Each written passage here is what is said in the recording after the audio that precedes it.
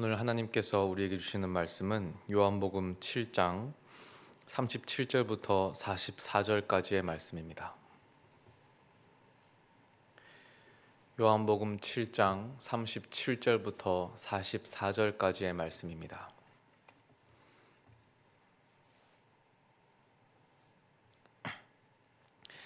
하나님의 말씀을 한 목소리로 봉독하시겠습니다. 명절 끝날 곧 큰 날에 예수께서 서서 외쳐 이르시되 누구든지 목마르거든 내게로 와서 마시라. 나를 믿는 자는 성경의 이름과 같이 그 배에서 생수의 강이 흘러나오리라 하시니 이는 그를 믿는 자들이 받을 성령을 가리켜 말씀하신 것이라. 예수께서 아직 영광을 받지 않으셨으므로 성령이 아직 그들에게 계시지 아니하시더라. 이 말씀을 들은 무리 중에서 어떤 사람은 이 사람이 참으로 그 선지자라 하며 어떤 사람은 그리스도라 하며 어떤 이들은 그리스도가 어찌 갈릴리에서 나오겠느냐. 성경에 이르기를 그리스도는 다윗의 씨로 또 다윗이 살던 마을 베들레헴에서 나오리라 하지 아니하였느냐 하며 예수로 말미암아 무리 중에서 쟁론이 되니 그 중에는 그를 잡고자 하는 자들도 있으나 손을 대는 자가 없었더라. 아멘.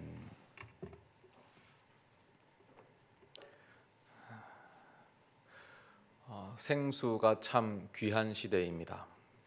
어렸을 때만 해도 생수를 돈 주고 사 먹는다는 것을 생각하지도 못했습니다. 그냥 수돗물 입에 대고 벌컥벌컥 마시고 그랬었는데 이제는 다 돈을 주고 사 먹어야 되는 시대입니다. 미래에는 어떻게 되겠습니까? 제가 가끔 즐겨보는 유튜브 채널 중에는 미래의 여러 가지 모습들을 꽁트로 구성해서 보여주는 채널이 있습니다. 거기서 2032년에 어떤 등산하는 모습을 보여주는 것을 잠깐 봤는데요. 등산을 열심히 해서 약수터에 올라갔습니다. 그 약수터에서 이제 물을 떠마시려고 하는데 어떤 여성분이 새치기를 하는 겁니다. 그래서 저희가 먼저 왔는데요 했더니 그 여성분이 아주 친절하게 웃으면서 대답합니다. 웅진 코웨이입니다. 점심시간이니 필터 갈면 드세요. 약수터에 정수 필터를 설치한 것이죠. 너무한 것 같기도 하면서 왠지 또 뭐 그럴듯한 것 같기도 합니다. 어렸을 때는 우리 다 약수터 가서 물 떠와서 마시고 했죠. 운동 겸 해가지고 저도 아버지랑 이 가방에 이 물통 넣어가지고 약수터 가서 물 떠오고 마시고 했는데 이제는 약수터 물도 오염돼서 못 마시죠. 근데 또 만약에 정부에서 거기다가 만약에 필터를 달아 놓는다 그러면 또 왠지 마실 것 같고 그렇지 않습니까? 아무튼 오늘이 이 생수에 대한 본문입니다. 예수님께서 말씀하시죠.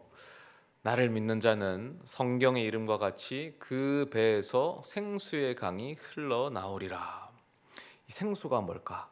39절에 답이 있는데 이는 그를 믿는 자들이 받을 성령을 가리켜 말씀하신 것이라. 우리가 다 성령을 받은 사람들입니다. 우리는 예수님을 믿은 사람들이고 성령을 다 받은 사람들입니다. 그러면 제가 이제 물어보겠습니다. 우리들의 배에서 생수의 강이 흘러나오고 있습니까? 물이 쫄쫄쫄 새는 거 말고요. 생수의 강이 콸콸콸 흘러나오고 있는지를 제가 묻는 것입니다. 예수님이 분명히 강이 흘러나온다라고 하셨지요. 생수의 강이 나와서 가정을 적시고 이웃을 적시고 나라를 적시고 세상을 적시고 있습니까? 오늘 여기에 대해서 말씀을 나누고자 합니다. 이 본문을 좀 자세히 보면 이 본문은 유대인의 명절에 일어난 일이라고 소개되어 있습니다. 구체적으로 초막절이라고 하는 절기인데요. 유대인들의 3대 절기 중에 하나입니다. 특히 예수님 당시에는 유대인들이 가장 성대하게 지켰던 절기이기도 합니다. 초막절은 장막절이라고도 부르는데 이 초막, 장막이라고 하면 이게 쉽게 말하면 텐트입니다. 모세 시대에 광야에서 텐트를 치고 이 40년간 지냈던 것을 기억하기 위한 절기였습니다. 그러니까 그 광야 40년 동안 하나님께서 어떻게 우리를 먹이시고 기르시고 이렇게 은혜를 주셨는지 그것을 감사하는 절기겠지요. 동시에 또 이 시기가 가을이거든요. 그래서 가을 곡식을 수확하는 시기입니다. 그래서 그 수확물을 하나님께 올려드리면서 풍성한 결실을 주신 하나님께 감사하는 그런 이중적인 의미가 있는 절기였습니다. 우리식으로 하면 추석이라고도 할 수 있고, 또 한편으로는 이번 주일에 우리가 함께 지켰던 추수감사주일이라고도 할 수 있겠습니다. 말씀드린 것처럼 유대인은 초막절에게 아주 중요했습니다. 그래서 이 절기만 되면 다들 예루살렘 성전으로 올라갔습니다. 추석에 우리 다 고향 가는 것처럼 그렇게 이 성지로 가는 것이지요. 꼭 성지로 가지 않더라도 자기 집 옥상에서 이 초막을 만들고 거기서 일주일을 지내면서 초막절을 각자 또 지키고는 했습니다. 대단한 절기였죠. 이 7일간의 절기를 지키고 나면 8일째 되는 날 이 마지막에는 소위 물의 축제라는 행사를 하게 됩니다. 예루살렘을 방문한 사람들이 다 성전 밑에 실로암 연못에서 물을 한 항아리씩 떠와서는 성전 위에서부터 물을 흘려 보내게 됩니다. 실제로는 물과 포도주를 함께 흘려 보내는데 이것이 풍성함의 상징이 됩니다. 우리가 추수감사주일에 강단에 이 과일들을 이렇게 쌓아놓지 않았습니까? 그것과 같은 의미라고 보시면 됩니다. 그래서 감사를 뜻하는 행사였죠. 이스라엘 각지에서 또 타지에서 온 수많은 사람들이 와서는 너도 나도 한 항아리씩 물을 쏟아내니까 어떻게 되겠습니까? 정말로 이 물의 강이 생기는 것이죠. 그래서 이것을 물의 축제다라고 불렀습니다. 바로 그 물의 축제가 한창인 명절의 마지막 날에 예수님께서 성전에 서셔서 외치시는 겁니다. 누구든지 목마르거든 내게로 와서 마셔라. 나를 믿는 자는 성경의 이름과 같이 그 배에서 생수의 강이 흘러나리라. 사람들의 이목이 대단히 집중될 수밖에 없었을 겁니다. 아주 흥미로운 발언입니다. 도대체 저 사람이 무슨 소리를 하는 것인가? 여기 물이 이렇게 강처럼 흐르고 있는데 물도 많고 근데 목마르거든 내게로 와서 마시라니. 그리고 또 자기에게 마시면 그 배에서 생수의 강이 흐른다는 말은 무슨 말일까? 마침 우리가 추수감사주일을 이번 주에 했기 때문에 상상하기가 좋죠. 추수감사주일 예배를 이렇게 강단에 과일을 쌓고 드리고 있는데 예배 중에 어디 듣도 보다 못한 분이 갑자기 뛰어나와서는 외치시는 거죠. 누구든지 과일이 먹고 싶은 사람은 나에게 오라. 그러면 나를 믿는 자는 그 집에서 과일이 넘쳐나리라. 이런 거랑 같은 거예요. 그러면 여러 생각이 들겠죠. 저 사람은 뭐 이단인가 사이비인가 어디서 온 자인가.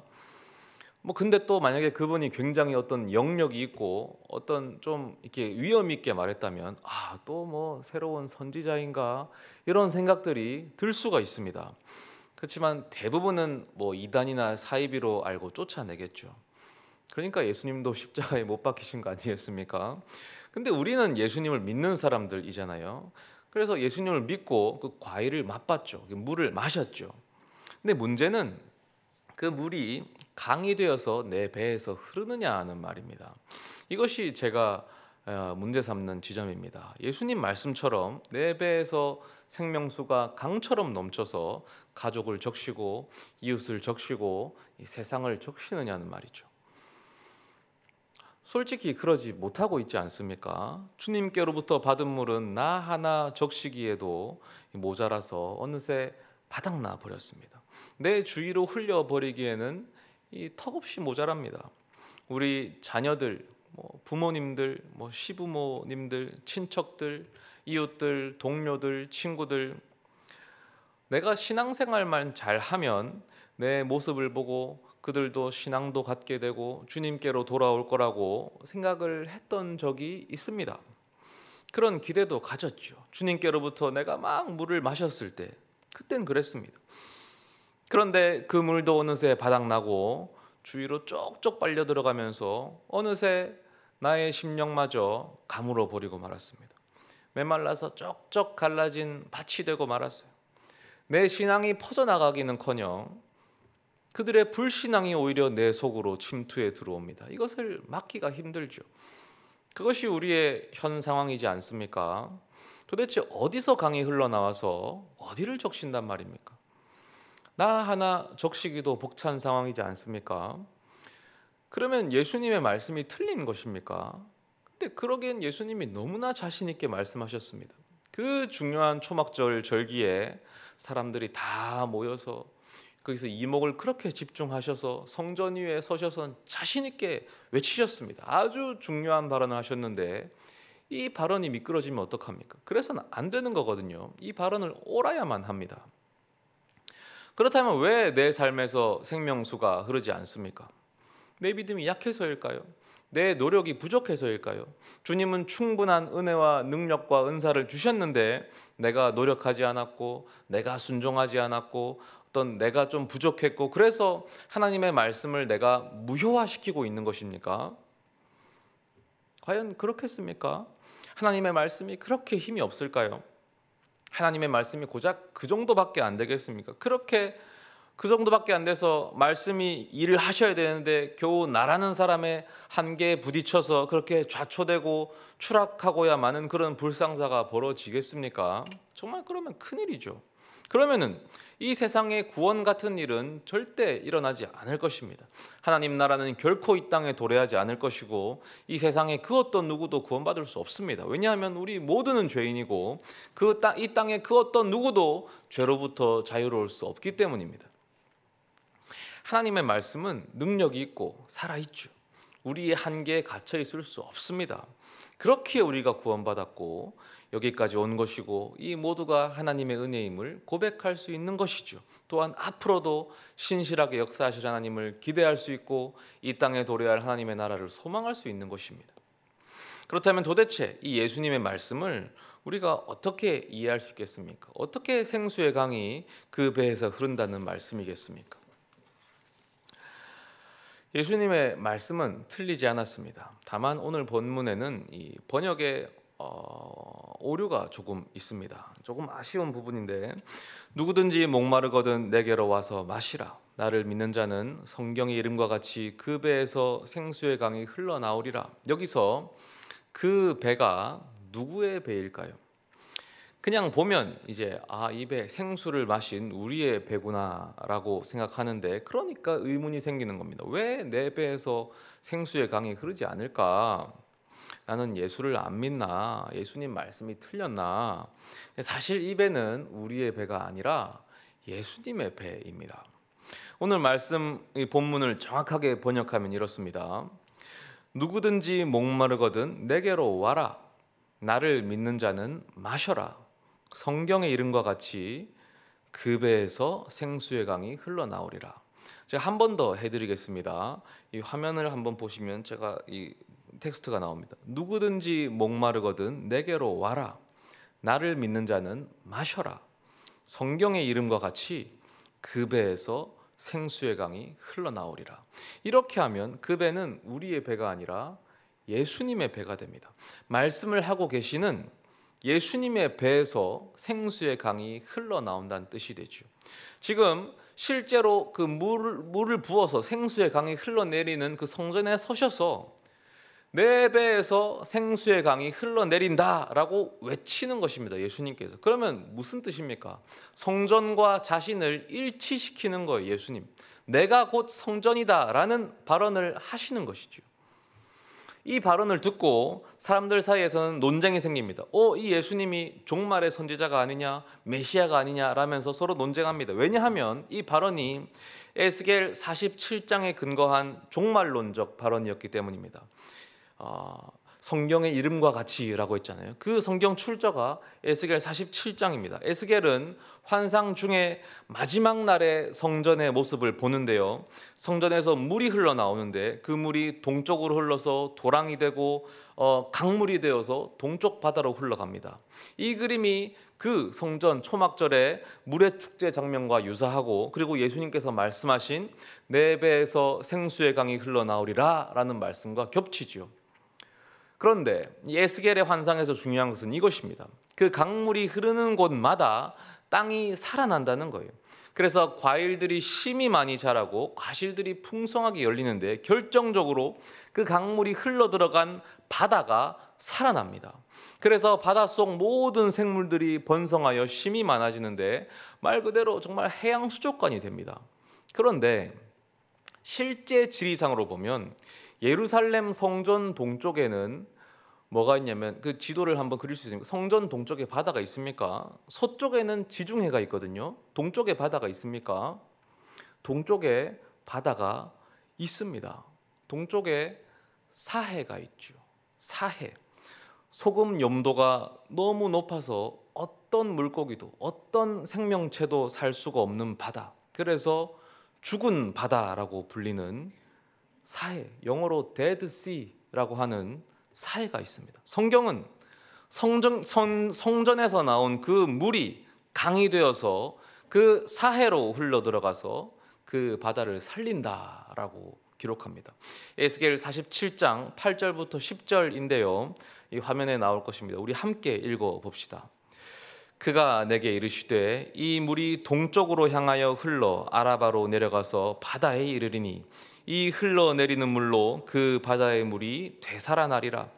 이 강물이 이르는 곳마다 번성하는 모든 생물이 살고 또 고기가 심히 많으리니 이 물이 흘러 들어가므로 바닷물이 되살아나겠고 이 강이 이르는 각처의 모든 것이 살 것이며 또 이 강가에 어부가 설 것이니 엔게디에서부터 에네글라임까지 그물 치는 곳이 될 것이라.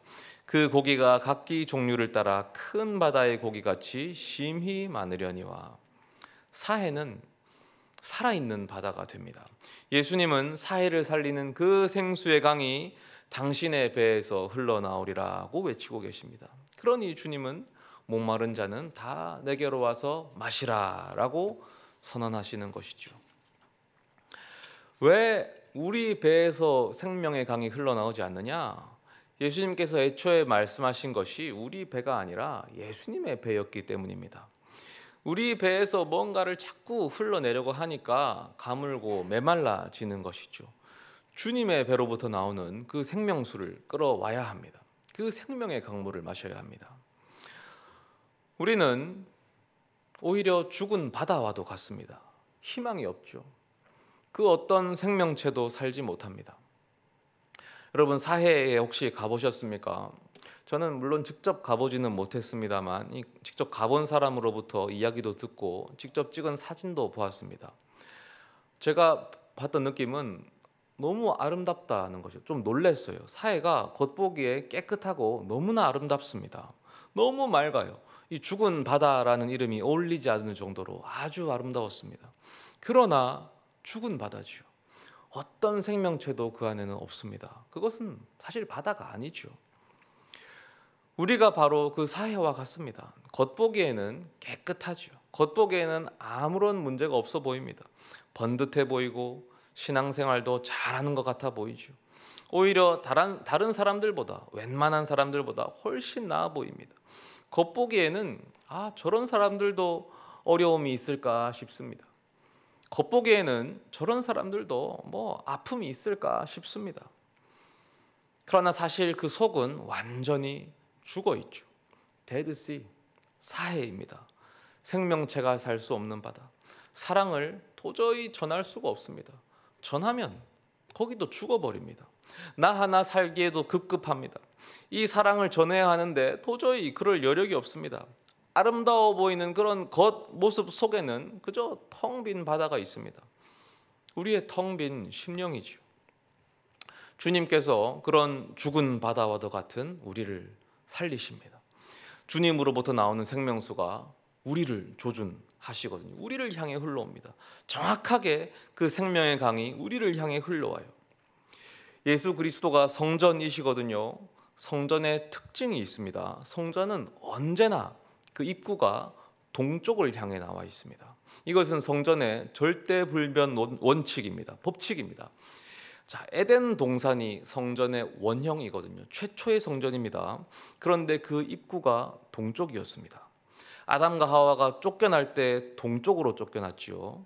그리고 하나님께서 그룹과 그룹들과 불칼로 그 입구를 막으실 때 동쪽을 막으십니다. 왜냐하면 입구가 동쪽이기 때문입니다.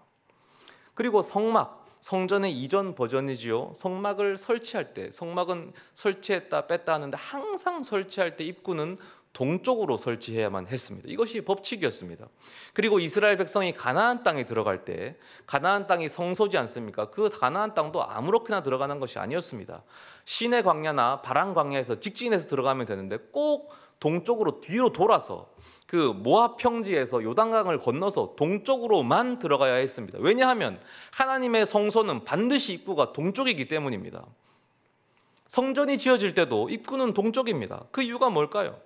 그 이유가 에스겔의 환상을 통해 밝혀지는 것입니다. 에스겔 47장 1절에 그가 나를 데리고 성전 문에 이르시니 성전의 앞면이 동쪽을 향하였는데 그 문지방 밑에서 물이 나와 동쪽으로 흐르다가 성전 오른쪽 제단 남쪽으로 흘러내리더라. 그래서 이게 동쪽으로 나와서 밑으로 가서 어디로 가냐면 사해 바다로 흘러가는 것입니다.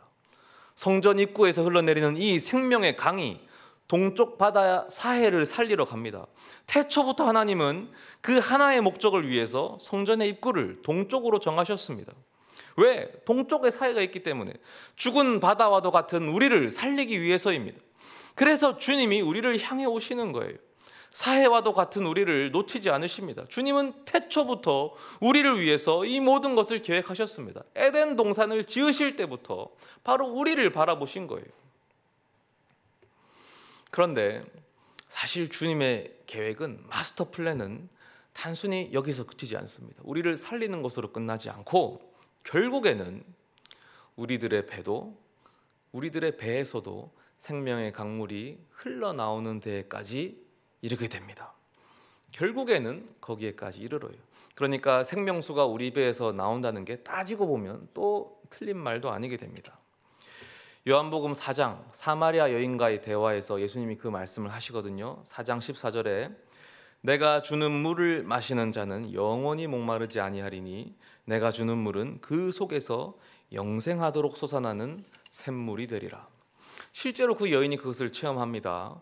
메마른 심령과도 같았던 그 여인이 예수님을 만난 이후로 생명샘을 전해주는 사람이 되죠. 그래서 그 마을 사람 전체가 예수님을 알고 따르게 됩니다. 이것이 주님의 큰 그림입니다. 메마른 심령과도 같았던 우리를 살리신 이후에 결국 또 하나의 성전으로 세우시는 거예요. 그래서 우리 배에서도 생명수가 흘러가게 됩니다. 작은 성전, 작은 예수가 되죠. 지금까지는 왜 실패했느냐? 자꾸 내 속에서 물을 끌어내려고 했기 때문입니다. 내 사랑으로 하려고 하고 나의 힘으로 하려고 하고 나의 의로 하려고 했기 때문에 실패하는 거예요. 그러니까 내 속이 더 메마르고 내 속이 긁히고 내 속이 더 상처나고 그랬던 것입니다. 그게 아니죠. 주님으로부터 오는 그 한없는 생명의 강, 거기에 기대는 것입니다. 그 물을, 생명의 강물을 끌어와서 흘려보내는 거예요. 그렇게 할 때에 내가 작은 생명샘 원천이 됩니다. 그렇게 주님이 결국 우리를 사용하십니다. 우리가 사는 이 세상의 많은 곳의 물들이 오염되었습니다. 또 더 오염되고 있습니다. 시간이 갈수록 들려오는 이 전쟁의 소식과 기근의 소식과 범죄의 소식과 뒤틀린 성윤리의 소식과 무너지는 가정의 소식과 여러 가지 아픈 소식들은 그 물들이 더 오염되고 있음을 보여줍니다. 그럼 미래에는 어떻게 될까요? 점점 더 나빠지는 걸까요? 이제 정말 우리가 마실 수 있는 물들은 어디에도 없을까요? 그렇지 않을 겁니다. 왜냐하면 우리에게는 주님의 배에서 흘러나오는 그 생명의 강물이 있기 때문입니다. 이 생명의 물 덕분에 목마른 자들은 다시는 목마르지 않을 것입니다. 삶의 의미를 잃은 자들은 비전과 소망을 찾게 될 것입니다. 인생이 시리고 추운 자들은 따스한 온기와 밝기를 회복할 것입니다. 더 이상 어두움과 암흑이 우리를 지배하지 못하게 됩니다. 그러므로 누구든지 목마르거든 주님께로 오십시오. 그곳에 생명의 물이 있습니다.